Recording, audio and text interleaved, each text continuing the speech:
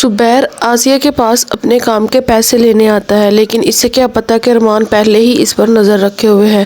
ارمان چھپ کر ان دونوں کی ایک ایسی ویڈیو بنا لیتا ہے جو آسیہ بیگم کی حقیقت دنیا کے سامنے لا سکتی ہے۔ ادھر وسیم اور زرون جو سخت پریشان ہیں کیونکہ نانا جان کی ساری پراپرٹی راہا کے نام ہو چکی ہے۔ اپنی ناکامی کا سارا غصہ زرون بطول پر نکالتا ہے اور اسے بری طرح سے مارتا ہے۔ روتی ہی بطول اپنی ماں آسیہ کے پاس آتی ہے اور سب کچھ بتا دیتی ہے۔ یہ سنتے ہی آسیہ غصے سے آگ بگولا ہو جاتی ہے۔ وہ فوراً زرون کے پاس جا کر چیختی ہے کہ اب اس کی بیٹی اس کے ساتھ نہیں رہے گی اور وہ فوراً اسے طلاق کروائے گی، مگر زرون ہنستا ہے اور کہتا ہے اسے بھی بطول کے ساتھ رہنے کا شوق نہیں ہے۔ اس کے بعد آسیہ زبیر کو حکم دیتی ہے کہ وہ زرون پر نظر رکھے۔ جلد ہی زبیر کو پتہ چلتا ہے کہ زرون اور وسیم نانا جان کا بزنس تباہ کرنے اور پراپرٹی ہتھیانے میں لگے ہوئے ہیں۔ یہ سچ جان کر زرون یہ سب کچھ کر رہا ہے، زبیر جا کے ارمان کو بتا دیتا ہے اور پھر شروع ہوتی ہے ارمان کی سب سے بڑی چال۔ وہ ایک ایسا جال بچھاتا ہے جس میں وسیم اور زرون خود چل کر پھنس جاتے ہیں۔ ارمان زبیر کے ذریعے ایک انٹرنیشنل بزنس ڈیل کی آفر کرواتا ہے۔ آفر اتنی بڑی ہوتی ہے کہ لالچ میں آ کر وسیم زرون اپنی ساری پراپرٹی، کیش اور اپنی نئی کمپنی میں لگا دیتے ہیں، لیکن اصل کھیل تو اب شروع ہوتا ہے۔ جب پیسے دینے کا وقت آتا ہے تو پتہ چلتا ہے کہ کمپنی راتوں رات سارا پیسہ لے کر غائب ہو چکی ہے۔ یہ سن کر وسیم اور زرون کے ہوش اڑ جاتے ہیں، وہ مکمل طور پر برباد ہو چکے ہوتے ہیں۔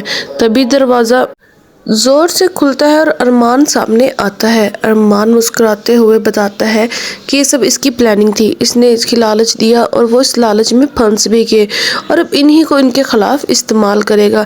اسی وقت پولیس آ جاتی ہے اور وسیم اور زرون کو گرفتار کر لے گی۔ عدالت انہیں بہت زیادہ جرمانہ اور 10 سال کی قید سنا دیتی ہے۔ ادھر جب آسیہ کو سچ پتہ چلتا ہے کہ اس کی ویڈیو بھی پولیس تک پہنچ چکی ہے تو وہ شدید صدمے میں آ جاتی ہے اور اسے اچانک ہارٹ اٹیک آتا ہے جس کی وجہ سے وہ زمین پر گر جائے گی۔ بطول یہ سب برداشت نہیں کر پاتی اور بے ہوش ہو جاتی ہے۔ بعد میں ڈاکٹر بتاتے ہیں کہ وہ ماں بننے والی ہے۔ یہ سن کر راہا کا دل نرم ہو جاتا ہے اور وہ اپنی بہن کو سہارا دیتی ہے۔ ادھر عدیل انکل جو کافی عرصے سے بیمار تھی، یہ خبر سن کر کھڑے ہو جاتے ہیں اور خوشی سے رو پڑتے ہیں اور وہ ارمان کا ہاتھ پکڑ کر کہتے ہیں کہ آج تم نے جو ہمارے خاندان کو بچا لیا ہے، اسی خوشی میں گھر پر ہی نکاح رکھا جائے گا اور جہاں پر پھر راہا اور ارمان کی شادی کروا دی جاتی ہے اور پھر وہ دونوں ہمیشہ کے لیے ایک ہو جاتے ہیں۔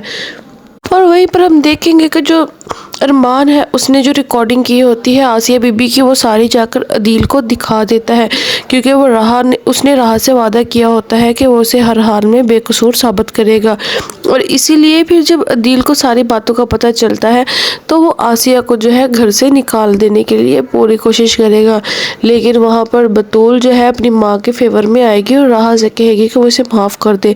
تو جو بطول ہے اس کے کہنے پر راہا جو ہے آسیہ کو معاف کر دے گی اور وہیں پر آسیہ اپنے کیے پر بہت زیادہ شرمندہ ہوگی کیونکہ اس نے جو کچھ راہا کے ساتھ کرنے کا سوچا تھا وہ سب اس کی اپنی بیٹی کے ساتھ ہو گیا اور اس کی بیٹی کی زندگی خراب ہوگی اور اسے اس بات کی سمجھ آ جائے گی کہ ہم کسی کے ساتھ اگر برا کریں تو وہ پلٹ کر ہماری طرف ہی آتا ہے۔ وہیں پر جو ہے اب ارمان اور راہا کی شادی ہونے والی ہے اور وہ دونوں خوشی خوشی اپنے گھر بسانے والے ہیں اور اس طرح اس کہانی کی دی اینڈنگ ہو جائے گی۔ اگر آپ کو ہماری ویڈیو اچھی لگی ہے تو ہمیں کمنٹ کر کے لازمی بتائیں، اور اگر آپ چاہتے ہیں ہم آپ کو باقی ویڈیوز میں بھی ایسے ہی ریویوز دیتے رہیں تو ہمارے چینل کو سبسکرائب لازمی کر لیں۔